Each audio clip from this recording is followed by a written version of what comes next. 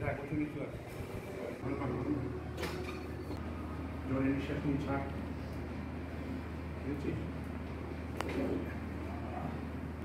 এই হাতটা টাইট কর কোমরটা ঢিল জোরে নিঃশ্বাস নিয়ে ছাড় হাতে একটু